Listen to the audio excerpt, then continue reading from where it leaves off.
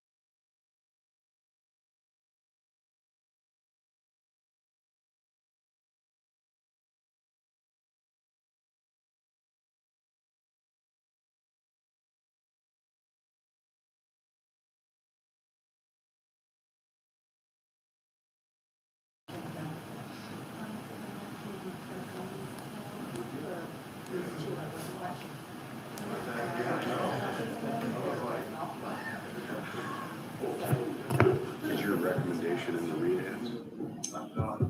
The committee's recommendation when they have one. Is in the Is read-ins? Okay. They were split in a few areas and they have a recommendation in some of the areas.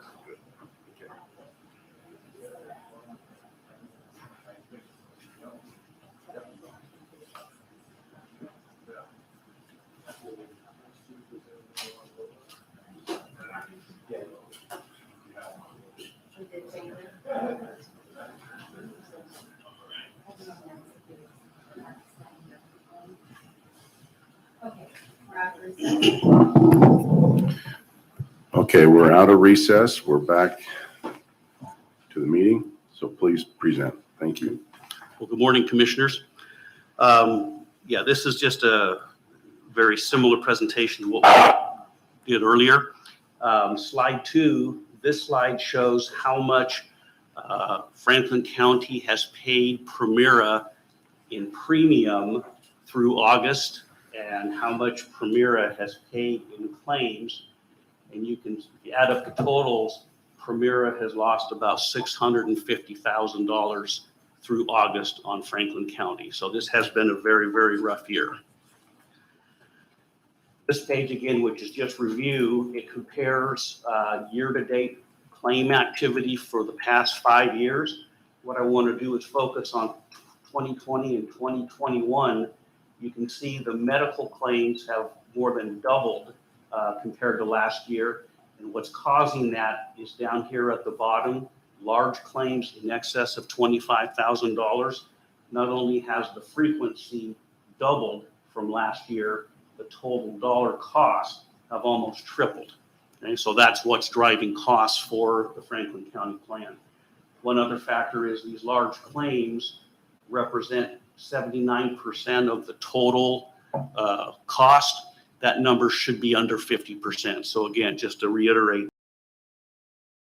None of those large claims are related to COVID, so we expect to see in any given claim year. So it's not like there's a particular outlier or anything like that we can attribute to the pandemic. So. All right, so just to kind of summarize the benefits committee and the activity we've done here. So there's a total of 27 employee groups from representing the various departments or bargaining units across the county. Of those 27, two declined to name a representative for this year. That would be the Planning and Building Department and the Happel Center. Exclusively utilize the bargaining process. That would be the Corrections Bargaining Unit and the Corrections Maintenance Tech Bargaining Unit. So they have their own separate process by which they'll negotiate benefits directly with the county. Total meetings were held regarding this renewal process and kind of ultimately summarizing what we're bringing to you today. On the 17th of August, open house meeting was held for any employees interested in seeing kind of the process. We kind of like to make that our kind of most transparent meeting, allow people to see kind of what goes on and kind of the work that the committee does through the year. On the 31st of August, we held a pre-renewal meeting to kind of review these year-to-date figures with the committee, discuss overall renewal process and some just kind of initial information we've received. On the 7th of September, we held our first renewal meeting, discussed group feedback on plan design and introduced renewal rates received by the carriers. On the 21st of September, renewal meeting number 2, received updated renewal rates from carriers based on the committee plan design feedback that they had given from the first meeting, which we'll cover in this presentation as well. And then on the 28th, held their final renewal meeting, and where they made recommendation on plan design and carriers that will ultimately be presented to you here today. We're going to start with the vision plan. Your vision is with and has been with Vision Service Plan. On the left-hand side here, these are some of the benefits. Your current plan design, I won't get into the details just yet. It's good to point out your current rate is $18.61 on what's called a composite basis. So no matter if it's employee only, employee family, it's the same rate. The good news is VSP came in with a 19% reduction on rate, going from $18.61 to $15.04 with no benefit changes. We had two other optional benefits to discuss with the committee. One was option 1, which all it does is it takes the frame allowance from $100. So it's an increase in benefits. It still is less than where you were, and it's a 12.79% rate reduction. The other option being considered, in addition to increasing the frame allowance to $200, increases the frequency from getting frames once every 2 years to once every year, and then it has some benefits for tinting on lenses. It would actually be an increase of about $9 per month, which equates to $7.47, 7.47% increase. The committee was split. They do want to make a change, but it was pretty evenly split between option 1 and option 2. So it's my understanding they're looking for the commissioners to decide which plan to go with. Any questions on that before we go to the next one? And you're not looking for an action right now. I mean, you're just presenting, correct? Do you want our consensus now? I mean, we can save the consensus towards the very end. We will need consensus on plan design and carriers in order for Dave and his team to begin to communicate with those carriers and set up what we need to do for open enrollment. Commissioners, would you like to make these on the go, or would you like to wait to the end? Having done this a few times, I've experienced that by the time I get to the end, I have trouble remembering the details of the beginning. So I think doing them individually makes sense. And if I may, I just do at about $1.30 a month increase is an increase in cost to our employees of option to get twice as much frame coverage. To me, that seems like a good investment. But I could be happy with option 1 or 2. Commissioner Mullen?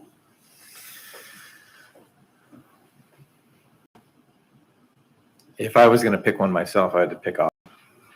And I would be willing to support that as well. Well, the consensus is we'll go with option 2. As I say, illustration purposes only. Lincoln Financial, we went to insurance companies for quotes. None were able to match not only the rates, but the benefit or the rate structure. The good news is Lincoln Financial is keeping your rates current for the next 2 years. So the benefit committee's recommendation was to renew with Lincoln Financial for the life and disability benefits for the next 2 years. I concur with the recommendation. Consensus? Yeah. Got it. Okay, now we're moving into dental. Remember kind of your HMO. It is a 1.89% increase. There really isn't another option out there for this kind of plan. So the committee's recommendation was to just renew with Willamette Dental. What's interesting is your PPIC 7%, and we spoke with the commissioners about what's going on behind that, but the number is what it is. We narrowed it down to two options, 14.04%, so reduction of a substantial amount. We're also showing United Healthcare. Now their rate was pretty close to Primera's current rate. The caveat is their, if you package their dental with medical, they apply it to United Healthcare Dental, you're looking at a reduction of equivalent 24.28%. Now, from similar to what you're paying now, the discount will be, and that equates to about just under $50,000 a year in discounts with the United Healthcare 2% discount on the medical. So Dave, I understand the 2% rate discount, and if you package it, I'm just curious why you reflect the value of the 2% medical rate on the dental side. Are you attributing all of that 2% discount medical benefit to the dental piece, or is that across the board for both packaged? No, I'm taking the 2% discount off the medical, that dollar amount, and just showing what it would be equivalent to in dental. So from a bill, I understand what you're saying. Okay. I'm just having a little difficulty with the process there. It seems like you're applying the medical discount to the dental side. I'm just trying to show what those dollars would represent. Yeah, I'm kind of more interested in what those dollars would represent in terms of the reduction in medical costs, since Okay. that's where the discount is. Okay. I'm sure we'll get to that in time. Fair enough. So as it bill charges for dental, MetLife would be 14% reduction. United Healthcare would be just about what you're paying now. Until we go through the coverage, Okay. medical coverage. This is your high option plan. So what we're showing on the left-hand side are some of the benefit features. Here's what you've got with Premier. The two options that the committee was split on, MetLife and United Healthcare. The only things that are different is on orthodontia, Premier pays 100%, but it's up to a $2,000 lifetime max, which is about maybe a little more than a third of the cost of orthodontia. The way MetLife is filed, they're paying 80% on orthodontia. United Healthcare is paying 50%. Now, even though those percentages are less, the person is $1,000 benefit, lifetime benefit. It's just Primera pays that up front. Takes a little bit longer to get the MetLife reimbursement. Takes a little bit longer to get United Healthcare reimbursement. But at the end of the day, no matter which plan chosen, the participant's still going to get their $2,000 orthodontia benefit. So Dave, to be clear, there's a $2,000 cap on all three. Yes, same cap on all three. So some other things to consider is renewal rate caps. Primera says no, if you renew with them, it's just whatever it is next year.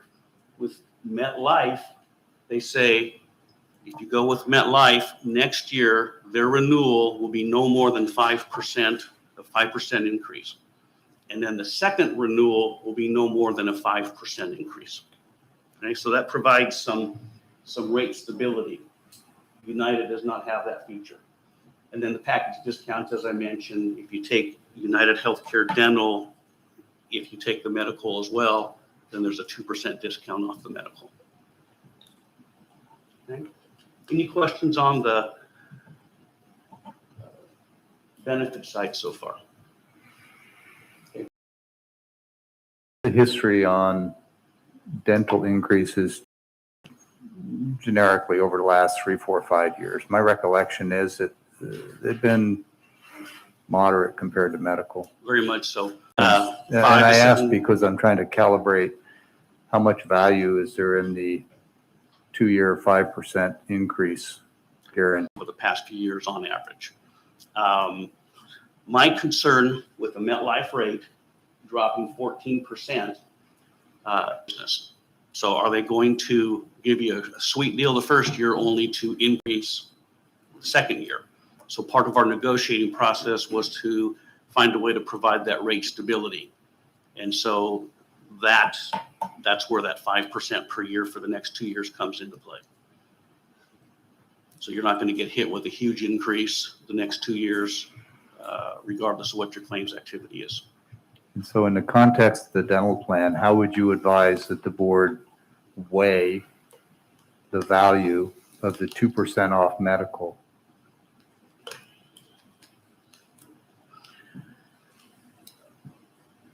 That's a tough one.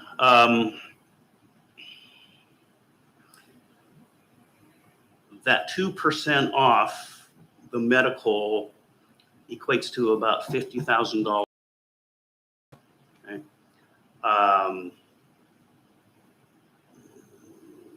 You're not going to see that kind of savings. What I'm struggling with is we just don't know what the increases are going to be next year. If United Healthcare says, oh yeah, Premier was right, so gosh,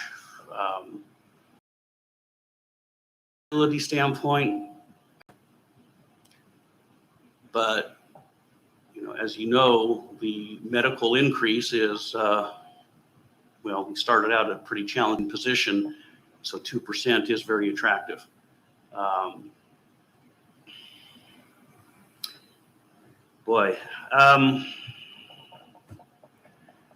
So the biggest, the market in rates. yes, So you could argue that there's substantial value, and if you believe, as I do, that inflation is real and heating up rapidly, that the potential for rate inflation is even greater than past years. That's just an opinion. I'm not looking for you to agree, but that's kind of what I'm seeing. The 2% off on the medical is always attractive, but it seems like it has to be weighed in the context of the other offers and the other plans. right. So I'd say I'm inclined to support MetLife and just kind of hold open reasonable. Yeah, let me also add this, because there's so many moving parts to this, as you know. United Healthcare on the medical side, which we haven't got to yet, is coming in less than Primera. If they, in fact, are underfunding the plan out the door and give another 2% increase, that could come back in the form of a higher increase on medical next year.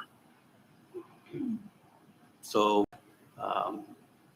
given the experience to make sure the funding on the medical side is as appropriate as possible, then I think the MetLife has merit to solidify those 2-year. For families is a pretty significant difference. Okay. Any other questions on that? What is which company is the easiest to work with? I think MetLife would be the superior choice from a standpoint of service. Okay, thank you. One of the other things to consider as well would be, if there was, if we shared United Healthcare for both dental and medical, be the same provider, the same ID. So like kind of plan administration could be simpler from that aspect and could be, have a, better impact to employees on that end for a great level of service, but just something to consider as well. And I'm not discounting United's because we're talking dental. It's not nearly as complicated as medical. And then from a rate standpoint, the committee was also mixed on whether we go with a 2-tier, which you currently have, where it's employee only and then employee and everybody else. And then you can see Premier's rates compared to United, compared to MetLife compared to United. There was also some interest in going back to the 4-tier rates, which you had, 3 years ago, where that's broken out in 4 categories: employee only, employee spouse, employee children, and employee spouse with children. And then you can see actually the rate decreases a little bit less on the 4-tier, actually causes their rate to bump. Now this assumes everybody who's in their current status. And then on the low option, it's the same topics. The plan designs are the same across the board, except for and then the rate caps, and then the package discounts. And then you can see what the rates are on the 2-tier healthcare. And again, the committee was split between carrier and which tier structure. But if you went with United Healthcare for both medical and dental, the tier structure would have to be the same for both. That is correct. So I'm inclined to support MetLife with the current structure.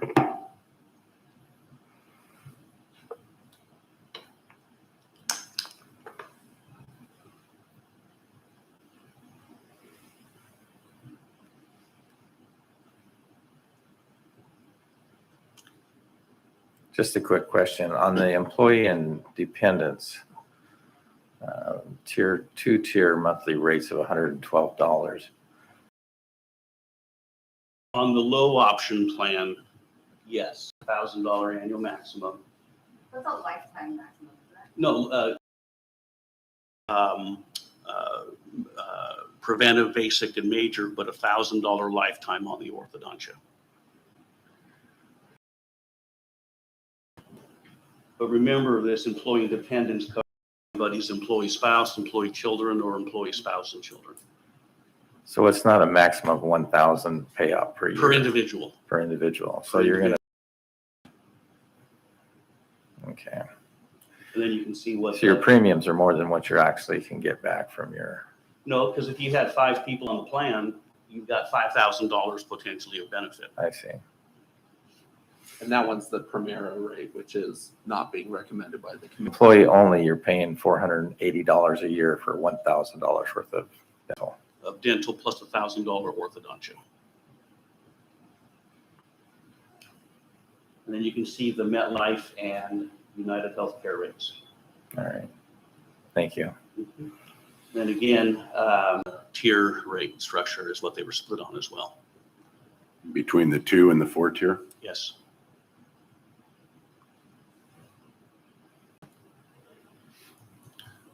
Do we want to revisit dental as we work through medical?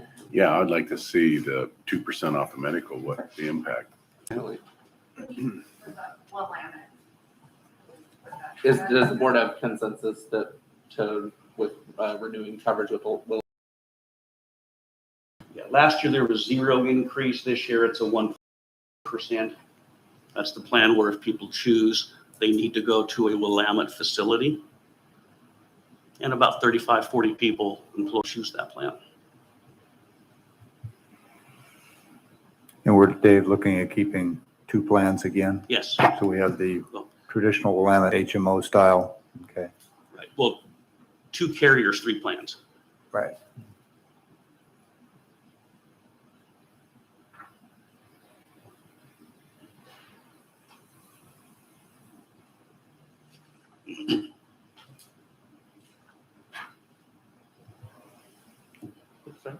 Well, go back to that slide again. Yeah, renew with Willamette. Be separate from the MetLife United Healthcare PPO conversation. It's a separate option for employees to go PHMO. No, I see.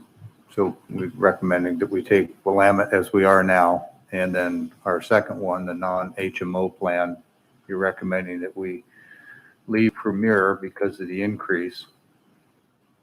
And at least I'm seeing that MetLife with the 2 options looks good under the current structure. I would concur with that. I'll concur. Okay, now it gets interesting. As I mentioned, it was a rough year claim-wise on the medical side. Primera's initial renewal came in just under a 40% increase. Okay. We looked under week to look for options, and the sad truth, but the bottom line is Franklin County is not real attractive in the marketplace for insurance companies. I asked for a self-funded option with Primera, just seeing what that would look like, and that would have worked out to a 52% increase. United Healthcare, now this was their initial plan where they matched current benefits with Primera. They came in at a 33% increase and then knocked 2% off of that if you combined the dental. And then I also got a quote for a self-funded plan through a third-party administrator called HMA, and their stop-loss option that was the best was a company called Voya, but that obviously didn't make sense. We went to several insurance companies that did not provide a quote, and we also, at the recommendation of some employees on the benefit committee, looked at the Public Employee Benefit Board. Some of the entities and public entities have that plan. That was basically just deemed to not be a viable option based on a lot of factors, one being price. Okay. So Dave, you are a pretty tactful gentleman on some of this stuff. Let me ask you for a more candid assessment of Franklin County's attractiveness to potential insurers. My sense is that we're something well less than unattractive, and I bring it up because you mentioned earlier you used the expression buying our business. Is unattractive statistically as we are financially. I think the risk is that whomever we go with, what's your thought on that? I would say yes, but if you stay with Primera and have another bad year, we did look at some pooled products where your experience doesn't weigh in as much as if you were on your own, and we had to supply them with claims data and such. It is interesting to note, if you remember last year, where claims were not as bad as this year, we had 0 takers. I was frankly surprised that United was willing to put their hat in the ring, so to speak.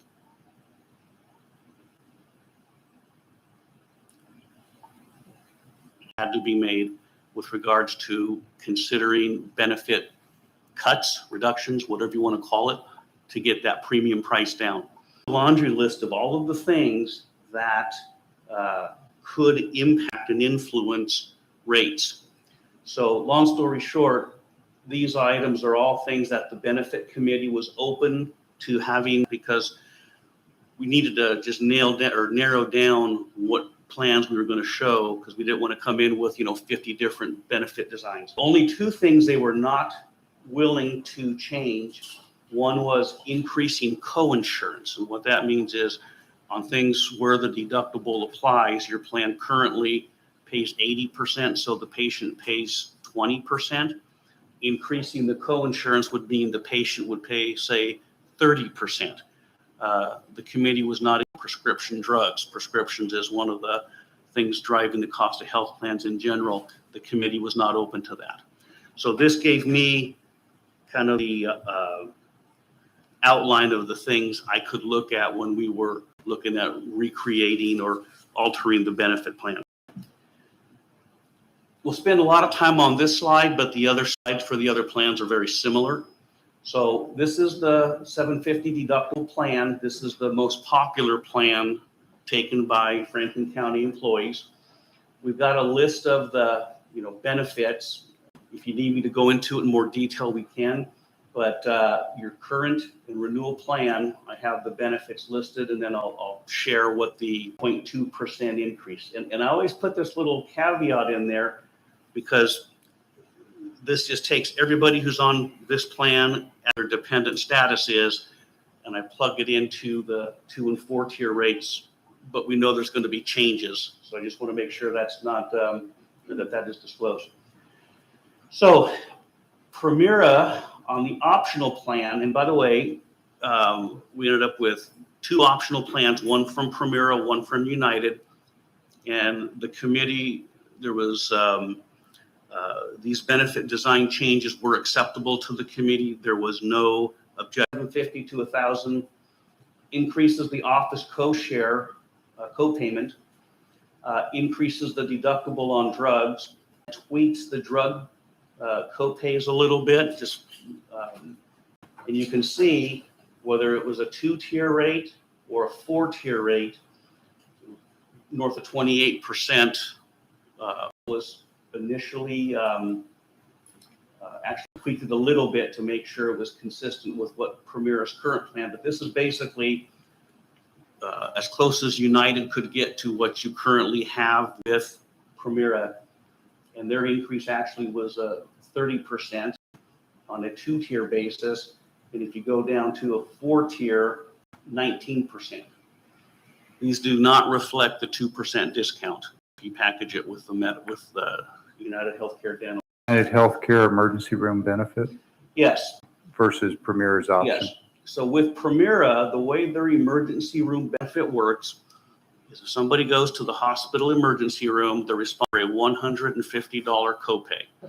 After that, if they're double, 20% of the cost. With United Healthcare, it's just a flat $150. They don't have to worry about deductible, the 20% coinsurance. Do you have any sense of how much of our employees' medical use is emergent care or emergency room? I mean, that seems like a significant benefit, but I'm wondering, statistically, a seldom used benefit. Franklin County's emergency room usage is not, well, they're only responsible for the 150. Well, if it's a significant issue and visit, those costs at 20. Let me comment on the prescription because a big issue. So currently, the way your plan works is the numbers outside of the parentheses are retail pharmacies. So when somebody goes and gets what's called a tier 1 or with Primera, it's generic, it's a $30 copay. Last year, we drastically reformed the prescription plan. So we restructured the pharmacy plan to say, let's get more people going mail order because there's some cost savings there. So $30 at the retail and 1.5 retail copay for 3 months of supply. Okay. The non-preferred brands, 200 retail, 300 mail order. And then one of the things really driving costs for not only Franklin County, but people in are what are called specialty drugs. These are these drugs that cost $10,000 for a 1 month supply.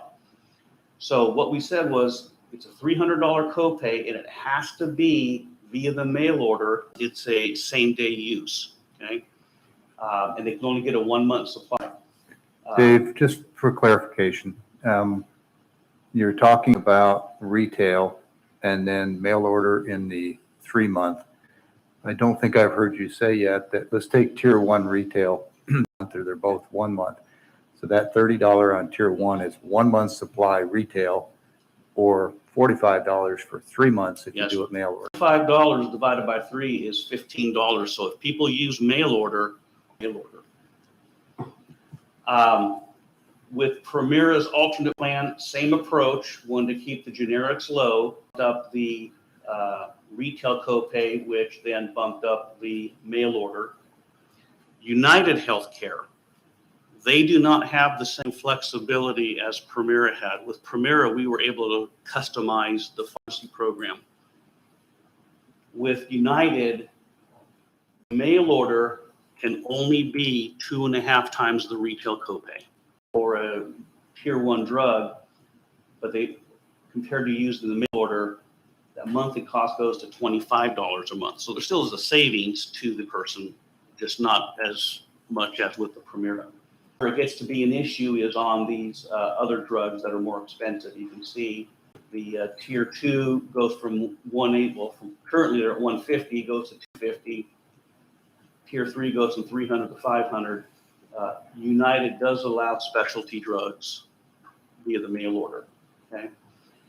When we did the alternate plan, okay, we increased the deductible, increased the office co-pays on a split basis, primary versus specialty, increased the prescription deductible, but then we lowered co-pays compared to what we did initially to try to get the mail order closer to what people had, okay?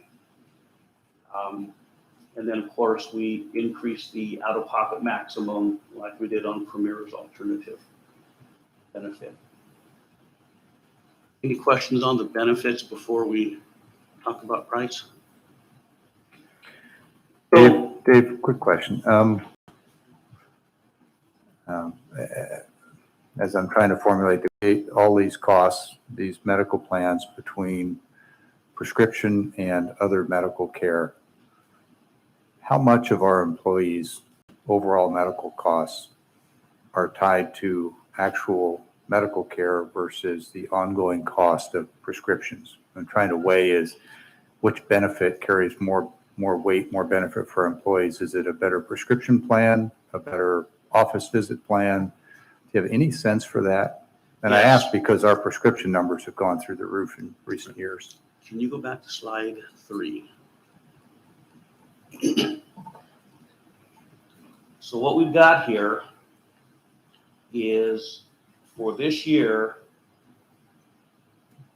20% of the cost of your medical and pharmacy costs, 20% were prescription, 80% were medical. Historically, it's been, well, this is kind of a one-off year, but with Primera, it started to climb a bit. This number here, I believe, is artificially low because we've had so much increase in the medical cost. But you can see the actual dollars. And I'll just say the changes we made last year to the pharmacy plan worked. It really slowed the growth of the pharmacy. But does that answer your question? It does. It's a bigger delta than I thought. Typically, what we've seen with Franklin County is pharmacy represents about 25% of the. If you're an employee that doesn't have a large prescription use, it's, prescription benefits are moderately unimportant. But if Right. you're one of the people that has some really specialty high cost drugs, it's life-changing in terms of cost. Another way to think about it is specific for Franklin County, 92% of the prescriptions filled are generic. So one, they're lower cost medications, and two, that annual deductible does not apply. So the bulk of the changes that we're talking about on this slide are going to impact roughly 8% of the prescriptions filled. Okay.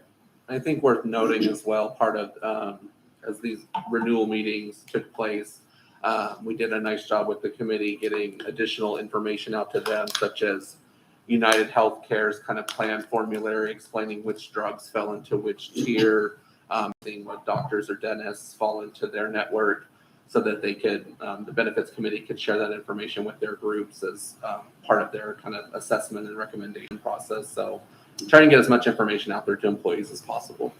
So it says at the bottom there, the benefits committee recommendation highlighted in green. Was that a unanimous or was that? It was pretty overwhelming on, I don't remember the percent exactly, it's in the read ahead, but it was an overwhelming percent that they recommended. 69% of groups made the recommendation to stick with United or to switch United Healthcare over Primera. And then 56% of groups recommended that change in the plan design. So where there was a split was in the, whether it's the 2-tier, which is our current structure, or the 4. But otherwise, those other changes are pretty overwhelming. And then getting down to the rate structure, 2-tier versus 4-tier, United came in on the 2-tier at a constant 16.9% increase. And that does not reflect the 2% discount.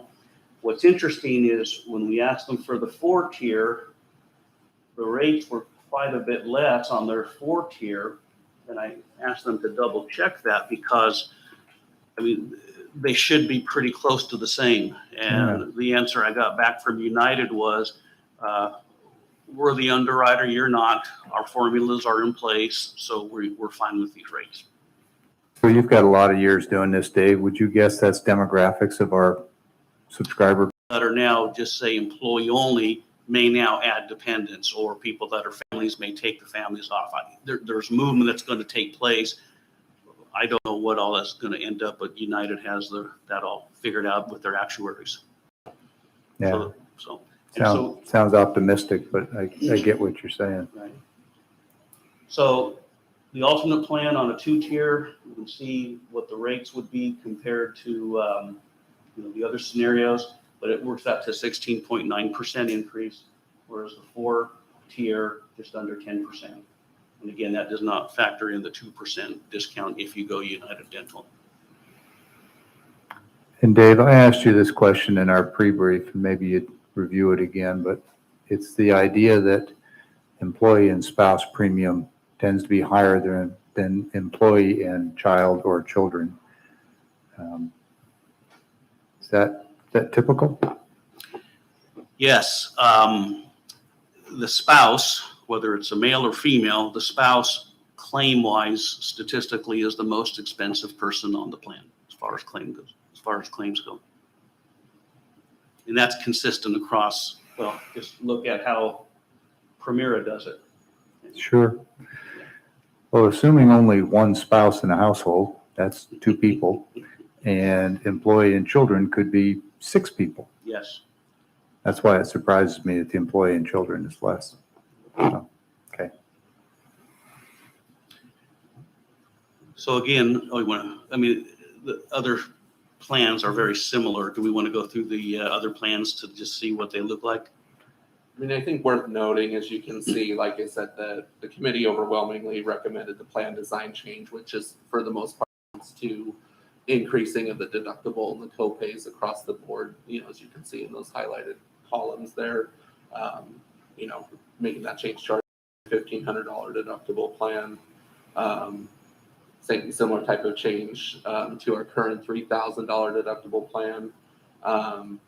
We also currently offer, it's a $2,500 high deductible health plan. It's kind of a different animal altogether. It kind of operates its own way where the deductible first must be met. So it kind of operates a little bit differently, but also, again, making changes and increasing that deductible there and keeping, otherwise the structure is pretty much maintains the same there. You can see what that impact was. Well, Eric, I'm inclined to support the United Healthcare, just the recommendations of the committee. I'm hearing their voice in this, and the reasons that they've given for it, frankly, make sense. So I'm good with the committee's recommendation. Do you want to discuss the 2-tier rate versus the 4-tier? Yeah, but in his comment, he's not talking about the higher deductible plan. He's talking about the previous plan, correct? Correct. The decision packages in all those plans. Yeah. So if you go with United Healthcare, you go with United Healthcare for all 4 of the plans. Right. So they all go together. And as we discussed at the beginning, none of this information has changed from the initial briefing that we got. So unlike most years, I've had the benefit to spend time going through these. Prior years, we'd had to do this for a marathon session to get through them all, but I think the committee's recommendation, both the plan and the structure, that's where I'm at. Thanks. Understanding there was going to be a 2 or 4 tier, the next couple slides could help the board in making that decision regarding 2 or 4, but certainly if the board wants to discuss or provide consensus on the carrier and plan design absent the tier structure, we can move on to the next ones and discuss the. Well, I think we need to be listening to the people that are meeting the committee, and I'm inclined to go with United Healthcare also, but I would like to look at the 2 and 4 tier. Eric, the majority of the committee recommended the 4 tier, I thought you said. It was Yeah. 57%, 54%? recommended a change to the 4-tier structure. 12% of those groups were split between a 4-tier and a composite rate structure. 31% recommended staying with the current 2-tier rate structure, and 19% did not have a preference. So which was the preference overall? I mean, the higher percent would be the 4-tier. Yeah. So, Okay. yeah. Right, that's what I thought. I had the number wrong, but that's what I thought was the preference. So, okay, so So the next slide here is just kind of a breakdown of the census count. So where kind of our employees fall in the respective groups here. So you can see, obviously, we have a current 2-tier rate structure, but if we were to break that out as to where people would actually fall if we had a 4-tier rate structure, you can see that where everybody fall, 112 employees under employee-only coverage, 22 under employee spouse, 12 under employee child or children, and 53% waive coverage. What we did was put together data on average across all the 4 medical plans across the tier. So kind of, you can just see kind of a roll-up average of what that looks like in terms of dollars to employees. So this 2021 monthly out-of-pocket VIVA contribution average column. So in the parentheses, that represents VIVA contribution. So on average for this current year, it's $419 to VIVA for employees only. $317.41 monthly out of pocket for employees covering dependents, and then that $945 that represents the county's current medical contribution going to VIVA for those that waive coverage. These next 2 columns represent the committee's recommendation of the United Healthcare plan design change, but obviously one is a 2-tier representation and one is a 4-tier, and you can see there on average. The excess benefit contribution going to VIVA under the 2-tier rate structure to employee only for 2022 would be $345.35. Under 4-tier, that would be $396.48. And then you can see here, if we obviously that's where the price differences come into effect with the difference between the 2 or the 4 tiers. So currently, employee spouse under the 2-tier rate structure for 22 would be $530.76 out of pocket, regardless of the dependents that you cover. But for employee spouse, if it were broken out into a 4-tier, would decrease to $206.91. Employee child or children would decrease to $42.35 a month out of pocket. And then those covering a family would increase to $732.36. So you can see kind of where those on average, those impacts would be if those changes are made, kind of where they fall. yeah, costs are going up across the board, and I don't want to take us on a different trail, but I'll just, for the public, I'll share what I shared with you, Eric, which is I think we ought to be listening to the employees in the committee. And I also think that we need to have a discussion at the appropriate time about increasing the county's contribution per employee, just because costs have gone up so much and we haven't done this in a number of years. Thanks. So this next slide here, just what is the representation of the $1,500 deductible plan. So it's kind of that middle ground plan. Again, just kind of, this one is more historical in a sense. So going all the way back to 2015, similar type of slide. You can see there that because that was the last county contribution was updated for non-bargaining employees in 2015. You can see there and how those kind of rates and whatnot have shifted over time. All the way to the bottom half of the slide is the initial Primera renewal and kind of how not so great looked, and then kind of where, as we work through the different options, and ultimately the highlighted in green is the committee's recommendation. Again, this is for the 1,500 in a different way for you all there.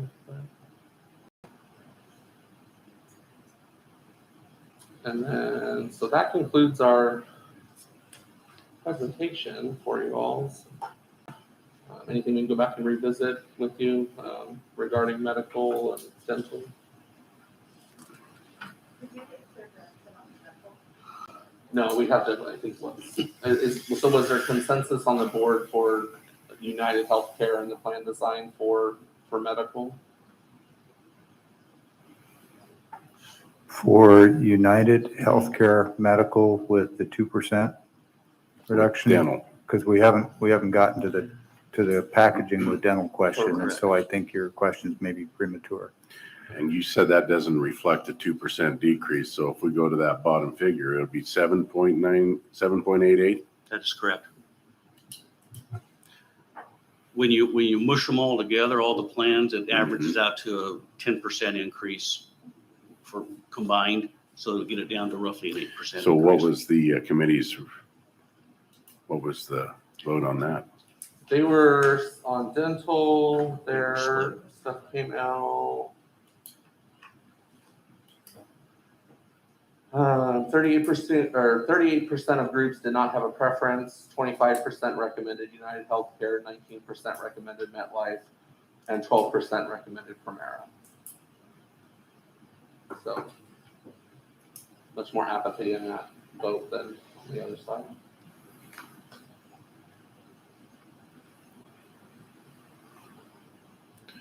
With costs going up, we don't see this actually ever subsiding. What would it entail if the VIBA that we contribute would go down and that money would go into the pool for the employees? If we reduce the VIBA down to say 600 and put those funds into this, would that help dramatically in the employees that are taking the insurance? I mean, it has the potential to do that. There's 53 employees that currently waive coverage. So, I mean, if all 53 continue to do that, then certainly that, additional $345 would be, shifted or reallocated somewhere else that it could. Would it make a difference? I mean, it'd probably be a very small drop in the bucket over the remaining 207 employees that cover themselves or their families. Okay. Eric, we historically see changes in the patterns of what plan employees take based on whether it's 2-tier, 4-tier, what the rates are. My sense from doing this for a little while now is that if we go to a 4-tier, I think we'll see more people taking coverage. I guess that's more just an observation, not really, unless you've got strong feelings about whether that analysis is right or wrong. That's my sense. Are you talking about not waiving coverage? Right. I'm just thinking as more options are provided and the cost breakouts give more definition, more choices, that people who are currently taking a plan from some other employer, maybe a spouse or some other family member, by going to the 4-tier, maybe would make it more attractive and would bring some people to coverage. What I can say is this is the lowest number of employees we've had waiving coverage since I've been with the county. And in that time, we've gone from 4-tier to 2-tier, and we had more people waiving under 4-tier previously.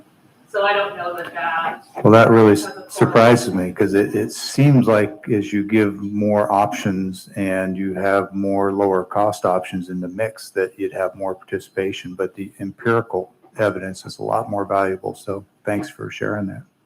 I think there's some external factors as well. Like we've seen, just anecdotally, a number of employees come onto the plan by virtue of their spouse's employer who they previously waived coverage to go through that employer's coverage no longer allows spouses to be covered on the plan. And so they've essentially lost that coverage and have had to come on to Franklin County. So, I mean, there's seen a few number of cases of that's happened to employees. So it's probably all of the above thing, but it's just, insurance in general, it's a shifting ground, shifting market. So do we have a consensus? I support the committee's recommendation, which I understand to be United Healthcare with the package dental and the 2% reduction in the medical cost. Am I right, Eric, that that's what the committee's? With the 4-tier plan. The committee's recommendation, if you look at just raw total percent and numbers, the highest percent was that they didn't have a preference with regard to dental, but the next highest percent was United Healthcare. Overwhelmingly was United Healthcare for medical, along with the plan design. And then again, if you look at in terms of the highest percent, it would be the 4-tier plan over the 2-tier. And what was the gap or the delta between the 2-tier and the 4-tier? Was there a clear distinction? It was, let's see, 38% changed to a 4-tier structure, 12% were split between a 4-tier structure and a composite rate structure, and 31% recommended staying with the 2-tier rate. So 31 and 38. Yep. And in raw numbers for us, what's that? 3 employees? And it was, in terms of the groups represented, I believe that only amounted to 1, maybe 2 employee groups. Not groups, but employees. Yeah, I mean, Yeah, 31% and 38%. And if that 7-point difference there, is that 1 employee, 10 employees? I mean, in terms of those that take coverage, it's probably about maybe 10 to 13 people. Depends on the group though, because the benefits committee functions more like the Senate than it does the House of Representatives. Well, neither one of them are functioning right now, so could we use a different example? No, I'm kidding. But no, so that, that difference of 1 or 2 groups represented at the committee could be a 50-person officer group. It could be. Oh, okay, those are weighted votes. Those are not. So the representation on the benefits committee is not linear to the number of employees. Correct. 1 vote on that benefits committee could be representing 20% of our employees. That is new data for me. I mean, I probably should have figured that out, but it's the first time I've heard anybody articulate it. Does that, Dave, appreciably alter, let me rephrase it, if we were to follow the committee's recommendation, how well does that line up with the population? Go back to that. There's really no way to know unless you weight each vote. And I do not know how many people were in each bargaining unit or each Right. vote. So. So the slide I put back up on the screen, so that illustrates where employees currently fall across all the plans today. So a change to the 4-tier rate structure. So essentially employee onlys, remain, unchanged for the most part, but obviously where the biggest changes are the employee spouse, employee children, and employee family. So essentially you would see, assuming no changes, as Dave stated, you'd see 60 people receiving some, type of increase overall in their monthly premiums, and then roughly 34 seeing a decrease. I suppose the reality is that if you've got 10 people on a committee, just hypothetically, and one of them is representing 50% of your employees, that 1 vote is essentially undercounted.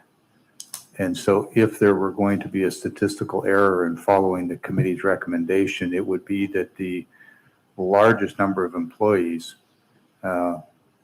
would be the ones whose voice would be least heard or most suppressed, if that makes sense. And so that would mean that the recommendations, if they are tilted, it would be to the smaller bargaining units. Does that make sense, Carly? It would, Potentially.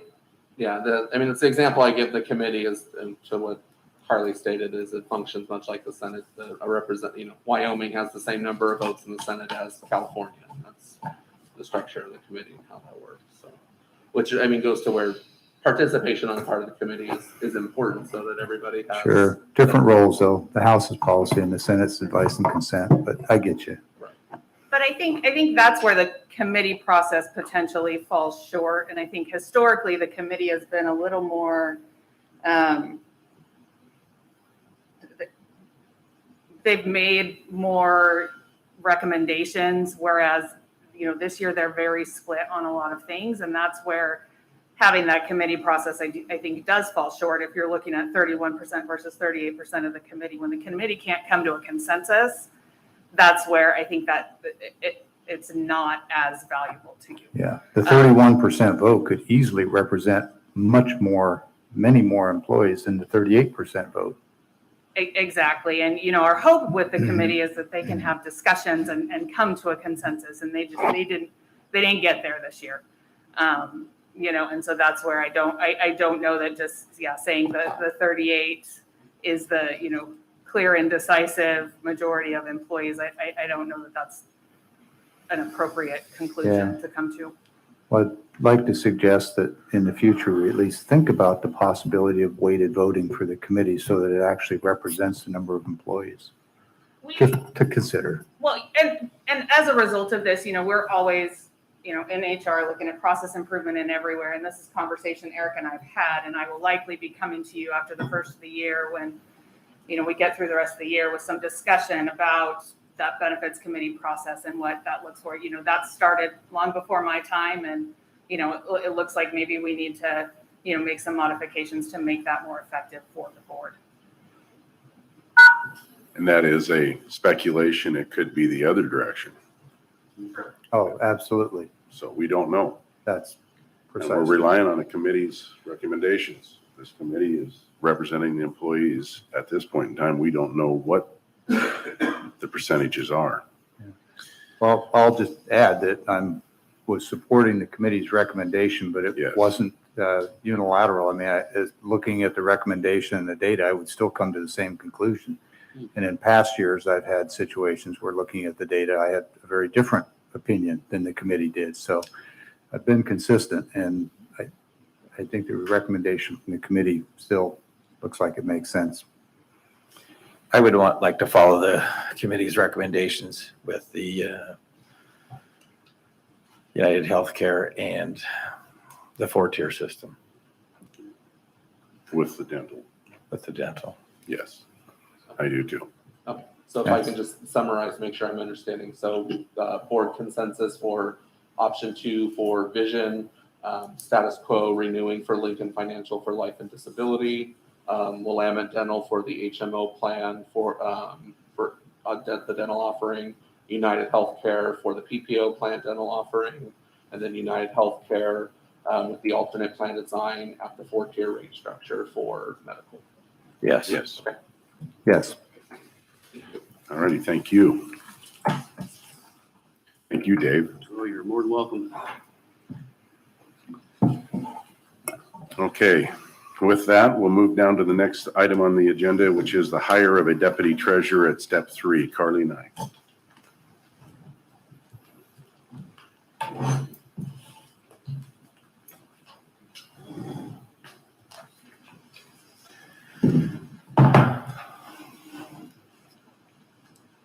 As I indicated in the read ahead, the treasurer has brought on a deputy treasurer, and based on that person's experience, she would like approval to bring that individual in at a step 3. The vacancy that's being filled is budgeted as a step 4, so it's actually still a budgeted savings from what they were initially budgeted. So I'm happy to answer any questions. I believe Stuart's here as well, representing the treasurer's office. If you have any questions for him. Questions, commissioners? I've read through the read ahead, and I'm in agreement. I'm for approving it. So just an observation, and I'll admit right up front, this is a pretty fine point to put on something. But historically, everybody, yourself included, in these packages, when money has been budgeted for an office, for a position, and then we approve a higher cost and we say there's no budget impact because the money was already budgeted. I believe there is a budget impact, because if we didn't approve the expenditure, that money would go into carryover and be available in the next year's budget. So it's a real subtlety, and I'm not trying to nitpick, but I think it would be more accurate to say that the money is available in the current budget as opposed to it's no impact on the budget, because we are spending more. True, and where we make that distinction, where I have in my packages based on that feedback, is that, you know, there's a $4,277 annual impact of this decision, you know, $1,426 for 2021. There is a fiscal impact, but there's no impact to what is already budgeted fund. So there's Well, and that's the subtlety right there. There is an impact to what's already budgeted. You're spot on, and I commend you for calling out what the annual increase is for the years going forward. Mm-hmm. But there is an impact in the current year too. And I'm just saying that that second half of that point is that funds are available in the current budget, not that there's no impact on the current budget. But I said my piece. We can hash it out later. And you don't need a Understood. resolution on this, you just need consensus? No, I need a consensus approval for the chair to sign the personnel action form authorizing the I action. have So either a- a motion or consensus. Yeah, I'd however the move to board would approve prefer. the request for the step 3 position hire in treasurer's office as presented. I'll second it. Got a motion and a second, all in favor? Aye. Aye. Thank you. Okay, next, Keith, we're going to move down to the public hearing on the budget for American Rescue Act. And at this point in time, I will open the public hearing on the budget for American Rescue Plan Act. And it is a public hearing, so after you get done discussing it, it will be open for the public to comment on. Thank you, Mr. Chairman. Yes, before you today is going to be obviously an opportunity for the public to provide any comments that they wish to provide. I will tell you also that today's proposed resolution is just to approve the budget at the highest possible level, and that is for the full 50% of the ARPA funds that we have received in 2021. This does not include the specific projects or programs that will be funded under ARPA. Those will come before the board in individual proposals in the future meetings. And will they also be at a public? The public will have an opportunity to weigh in on those individually as well. Okay, so this is So just, this is, I don't want to call it a formality. It's a legal requirement, but it allows us to create the budget, have that on in the general ledger for purposes of the state audit and those kinds of things, but also allow us to move forward with bringing specific project proposals before the board. And it's, I think everyone's aware, the county has allocated $18,495,757 over 2 years. We have received the first half, which is the $9,247,878.50 from the Treasury. We have set that aside in a special revenue fund. It's just awaiting further decisions from the board on specific. have we got clear guidance from? the That's an government? excellent question. We have not received final complete guidance. The U.S. Treasury and the recipients of these funds are still operating under what's called the interim final rule, but the U.S. Treasury has not issued the permanent final rule, and we don't know exactly when that's going to happen. But there is enough substance in the interim final rule that we can begin to allocate funds for projects, but also recognizing that these funds have to be approved by this board by the end of 2024, with all of the work completed and the bills paid by the end of 2026. So conceptually, we could approve a project in 2024 that we don't actually get the work done until 2025 or 2026. But by the end of 2026, all the T's have to be crossed, I's dotted, and funds paid out and then they will become, of course, subject to audit for any of those years in which we expend any of these funds. Keith, just to verify that we all understand exactly what you said, at the end of today's hearing, if the board takes action, that action would be to approve or not approve a budget in the amount that you cited, the $9+ million. In essence, we'd be voting whether or not to accept these funds from the federal government. That's a good way to put it. That's really all that is happening today, is formal approval to accept the funds with all the other details to follow. But it's to accept 18.459. No, the resolution is just for the $9 million. We'll do another budget hearing in 2022 when we're ready to receive the additional This resolution Believe here that's- is written under the allocated 18,495,000. If you go down to the therefore be it resolved portion, that's where we adopt only the first half of that spend. Okay, understand. All right, so it is public comment. Is there anybody on the phone? No. Is there anybody in the audience that'd like to comment on this? Just one thing is that I hope that we all understand this virus will never end. There will be more viruses We're just doing, this is a public hearing. on Oh, this. okay. Yeah. So my recommendation is that with these funds, I know you haven't budgeted it or earmarked it yet, but to have an occupational environmental scientist to come in and give some recommendations on ways that you can mitigate any other viruses. So people aren't having to always wear face masks or whatever, but it would create a safer environment actually based on science. And so that's really my recommendation. And I think that would be in keeping with what the funds should be used for. So.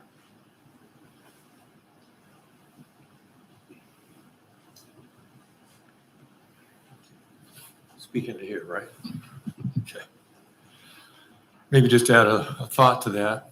The brain trust that we have in these two counties gives us the opportunity literally to pull people together to do, I think, what has been suggested. You've got some funds here that you can actually answer some questions that are being censored. You've got an opportunity to not deplatform, but at least give somebody a platform to say, well, this is the opposing view to this. Just recently, within the last few days, we have some actually good study that tells us that the acquired immunity from COVID is really good.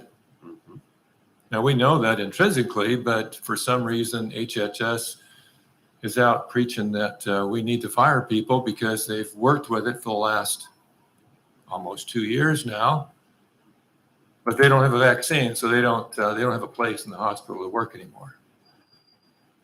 We really have an opportunity to pull a brain trust together, put a peer review committee together. You have the funds to do that. We've got the brain power here, all kinds of researchers, scientists, doctors, nurses, etc. Make it actually for this community, Benton and Franklin, put together evidence that we can weigh. We can actually say, yeah, this is this part, this is this side. How do we want to choose? And maybe we can lead the actual country with some actual decent information to make decisions on. That would be my suggestion for this gift out of the sky of money that doesn't cost anybody anything, zero, which is, I mean, I've got some free ice cream for you too, anytime you would like some. So, Thank you. Anybody else?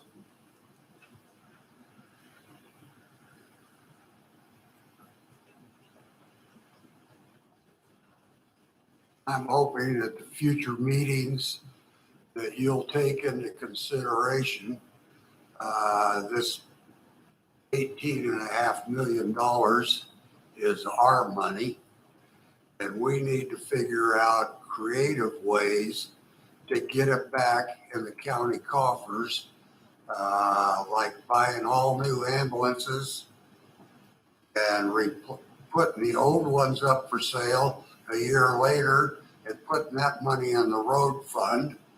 We're taking this money and funding the mental health deal with Benton County from all the problems that have been created with the younger kids or high school kids that are all sitting out there on antidepressant drugs from all their mental problems they've had for not being able to socialize and to grow in their development. But I'm hoping that the community will come up with some creative ideas where we could put this money back in the county coffers. Thank you. Thank you. Anybody else for public comment? Anybody on the phone, Keith? No. Okay, at this time, if there's no more discussion, we will close the public hearing and I will entertain a vote.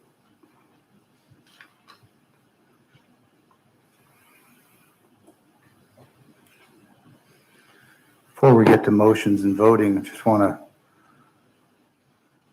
repeat, reinforce, affirm what Mr. Rose said.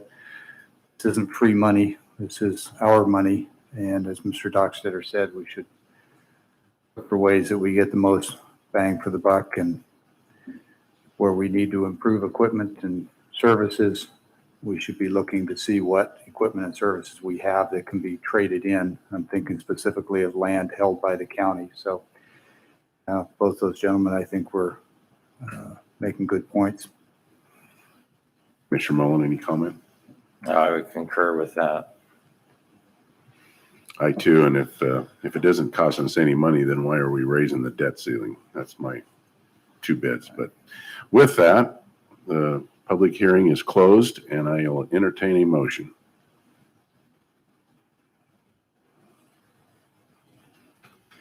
Make the motion to approve Resolution 2021-216. There's a motion. Is there a second? Second. There's been a motion and a second. Is there any discussion? Hearing none, all in favor say aye. Aye. Aye. Okay, with that, we'll move down to resolution relating to the creation requirements of a redistricting committee presented by Administrator Keith Johnson. Thank you, Mr. Chairman. Last time we met, we discussed briefly the options of the 2 different resolutions that are presented today. Both of these proposed resolutions, and they're mutually exclusive. If you choose one, you shouldn't choose the other one. There's an option here. The purpose of this is to more clearly lay out for the redistricting committee what their mission and agenda is. The only distinction really between the 2 options is the first one includes an appointee from the Franklin County Auditor's Office and one from County Information Services as regular members of this committee, which is what we think was what kind of stated in the motion that created this committee. However, upon reviewing that, we don't think that those 2 members of county staff should actually be voting members of this committee, but they should be providing technical support and technical staff to the voting members of the committee. And so the option 2, which is my preferred one, makes that spelled out more clearly so that those 2 positions can provide that kind of technical support and actually creating the physical map, entering the data, showing the spreadsheets that would allocate numbers of voters.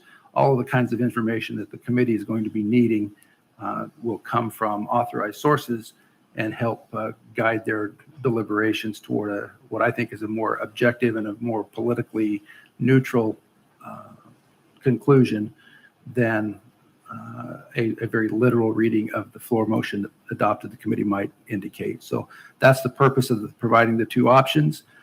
This was at the recommend also of legal counsel to adopt an option or adopt a resolution that lays out those, I think there are 8 specific goals of the committee. And so we'll leave that for your discussion and deliberation.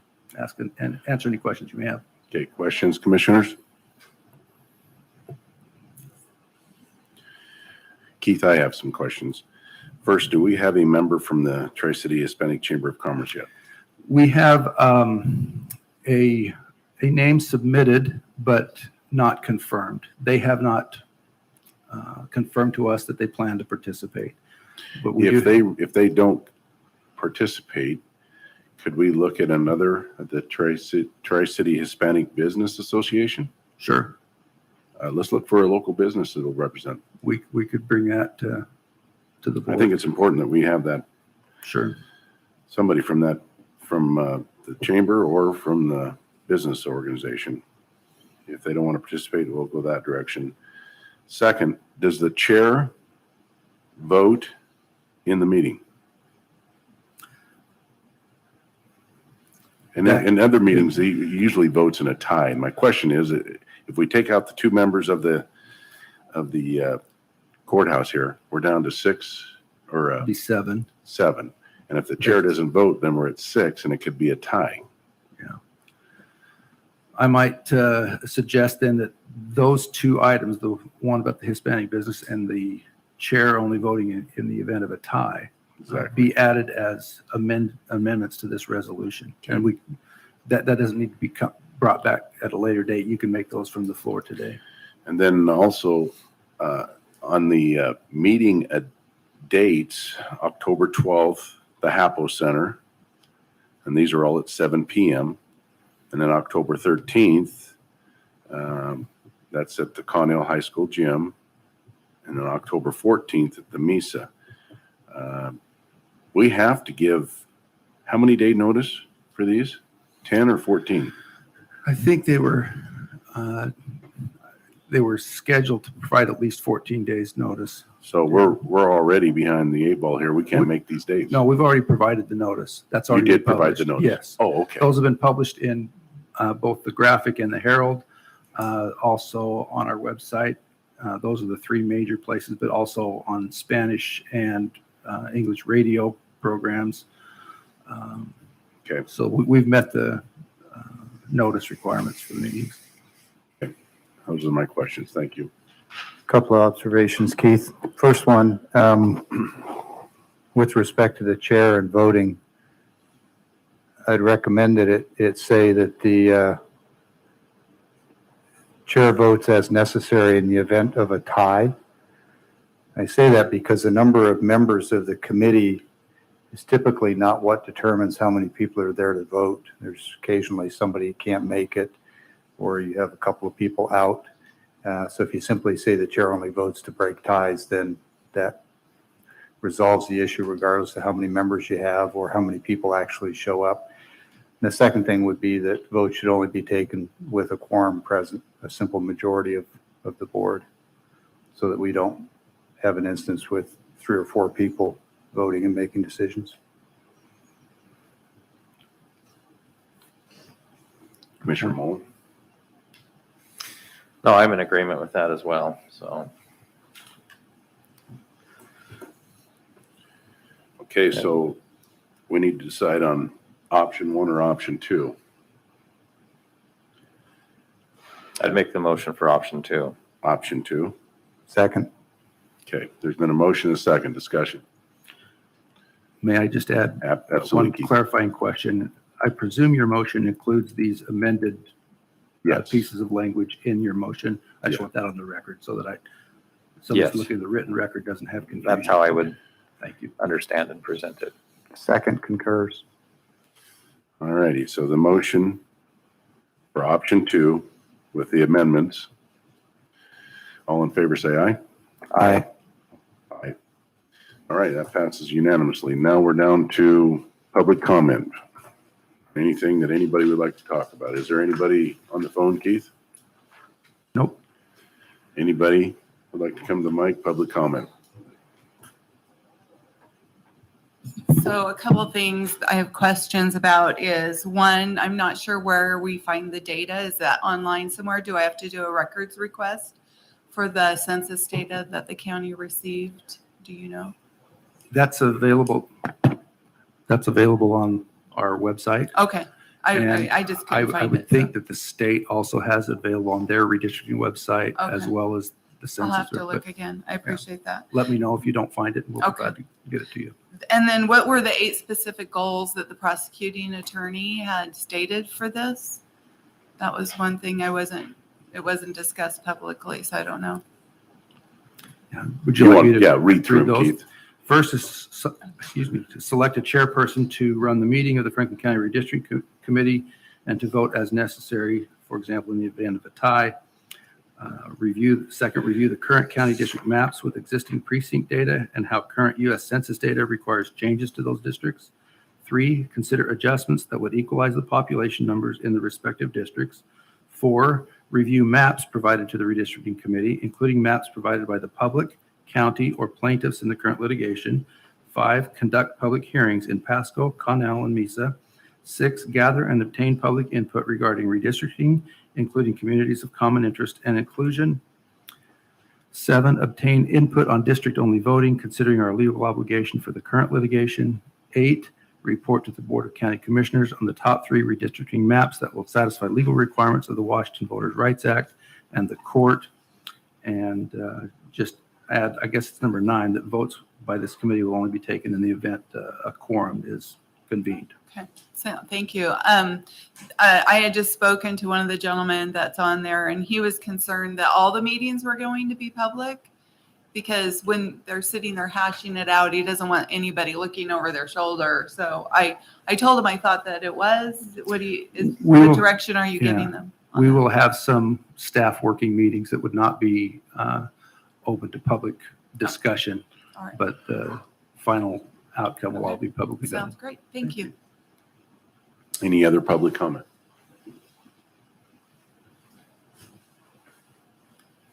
I feel like a familiar face. Maybe I shouldn't. First of all, I'd like to reference Sheriff Raymond's letter of the 23rd of September, where he's addressing the issues that requests are coming to his deputies to himself to arrest people without masks.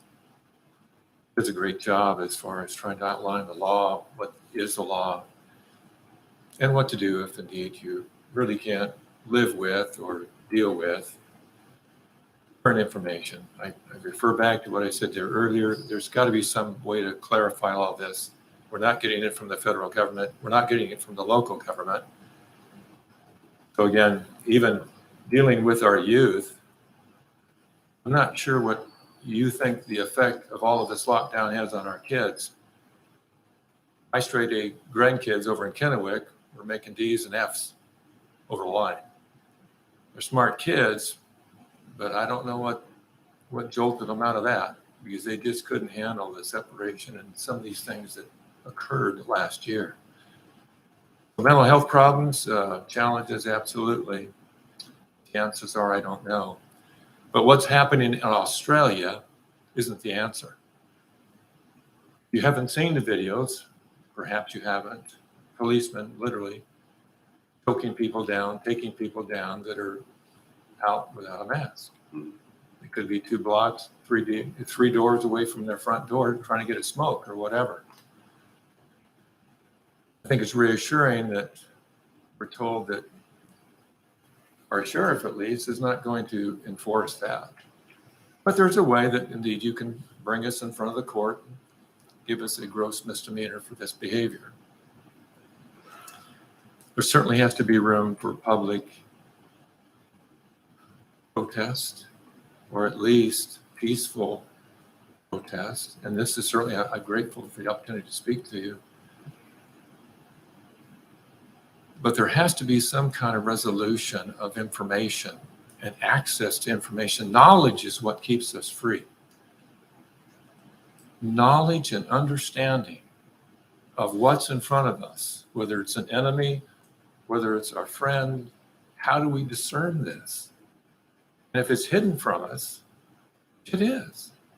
If we can deplatform the President of the United States, we're in trouble. We're in absolutely deep doo-doo. We have an opportunity here to do something about it, if we wish and we have the will to do it, to help our youth answer questions that we don't have answers to, at least not on the surface, and to be independent of what happened. Thank you. I would only refer you to the Chaz zone, how wonderful our leadership was in Washington and what we see now in Washington, D.C. It's a reference to how this is all going to turn out as it gets worse. And it's going to get worse. Thank you. Thank you. Is there any other public comment?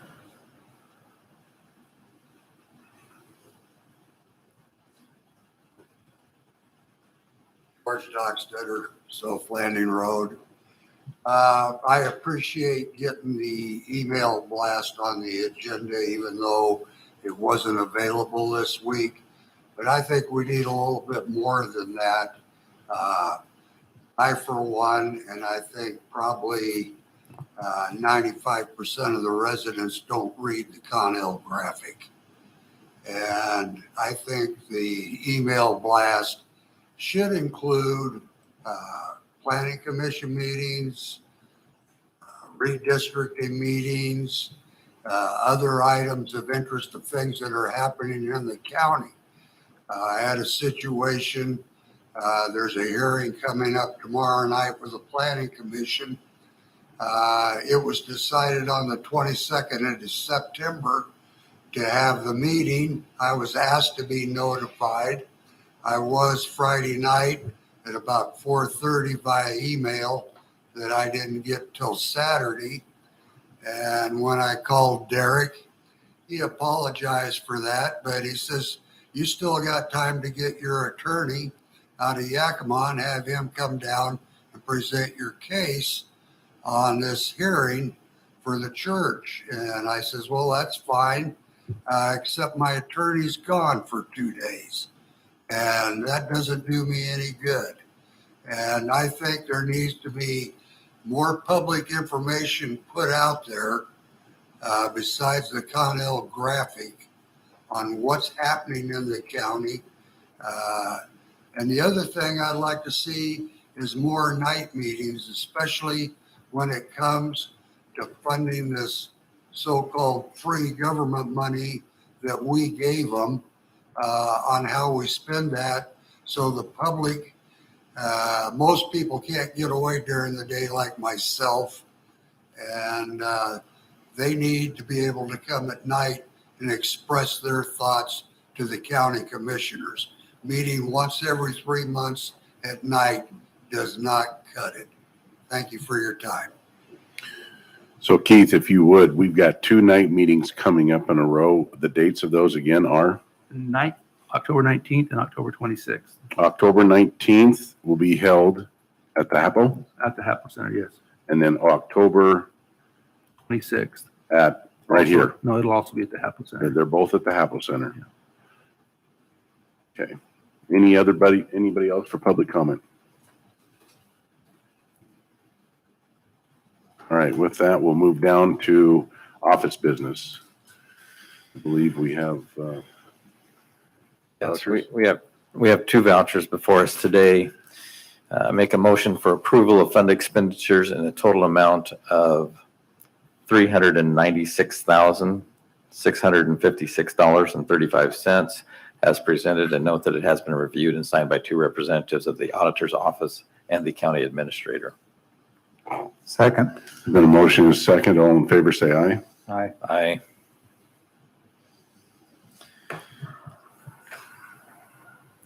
Move for approval of salary clearing payroll and emergency management payroll in the total amount of $858,217.94 as presented, and note that it has been reviewed and signed by 2 representatives of the auditor's office.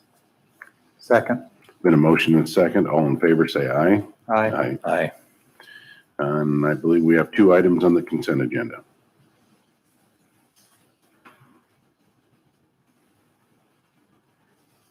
Move for approval of consent agenda items 1 and 2.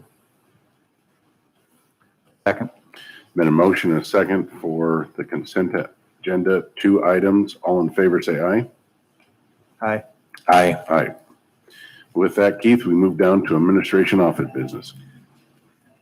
The only thing I have is next week, we only had a couple of items submitted for the consent agenda.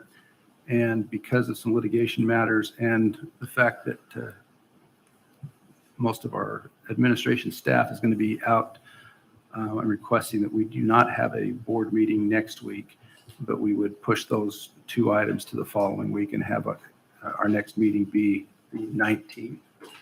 At the Apple Center. And that way you guys can get to where you need to be and we won't delay anything. So Sounds if good. that's all right? Yeah. We cancel next week's meeting and meet on the 19th. That's the only thing I had. Okay. So with that, then, we're down to public comment, the second public comment. Is there anybody for public comment?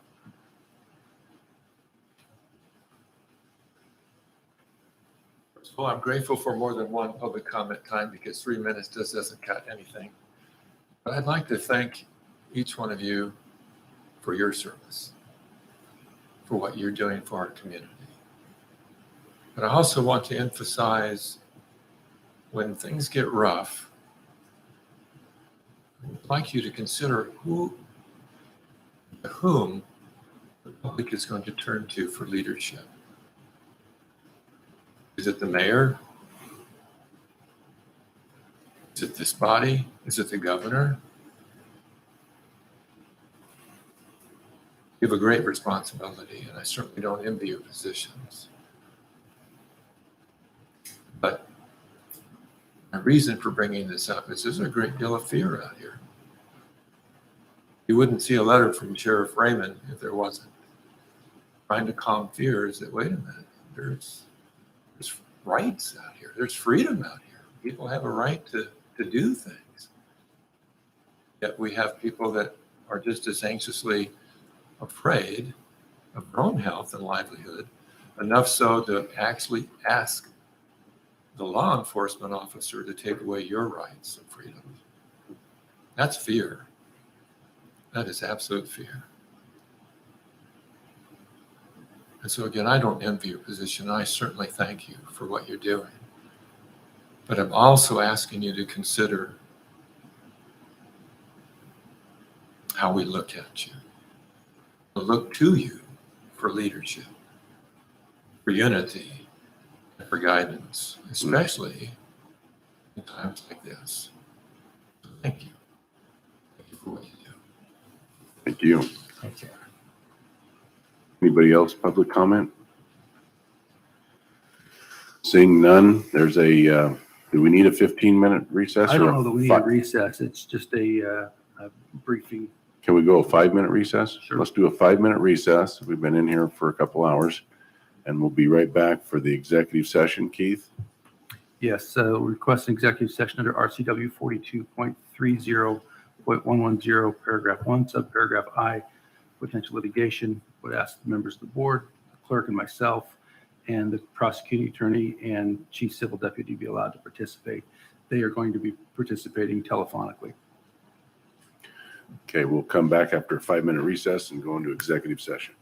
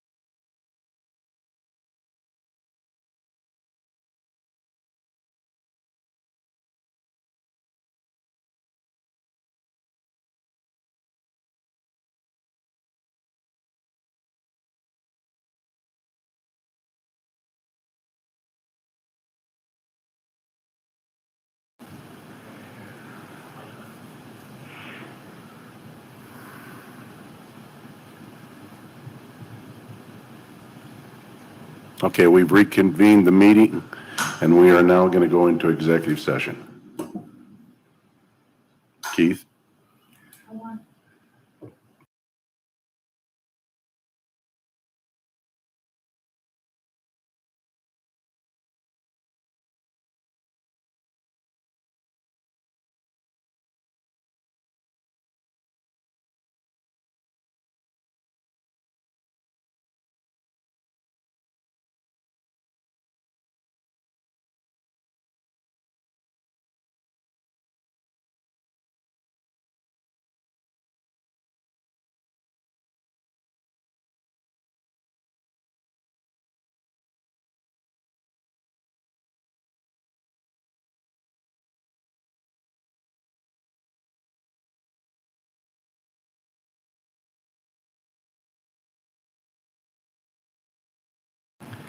Do we need to open the door?